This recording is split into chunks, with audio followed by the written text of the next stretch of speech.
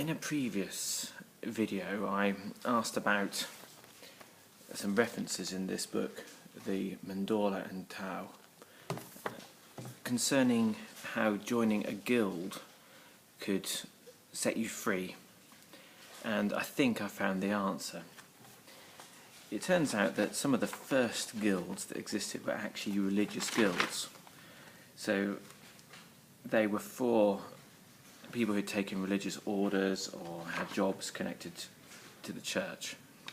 And they were groups where people got together to support each other, to cover the costs of living and the cost of dying, and generally to help each other out.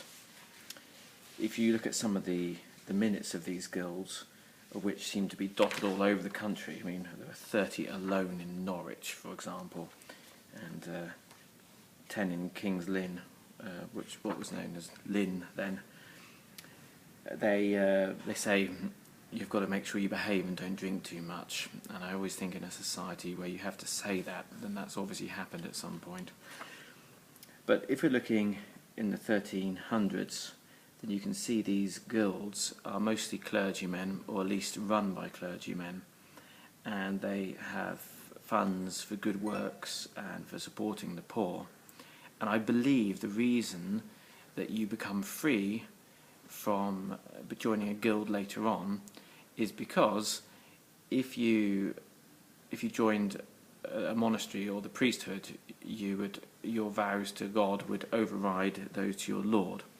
And because guilds came from religious guilds, that rule still applies.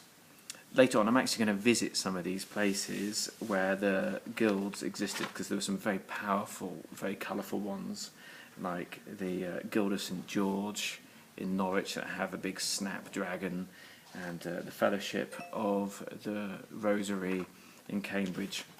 So I'm going to have a look at some of these and find out, did they have secret handshakes or signs? Did they take vows? Did they protect secrets? And then we can start to piece together a little bit more about the connection between the guilds and modern Freemasonry. If anyone else is reading this book and wants to help me with this journey, that would be very interesting.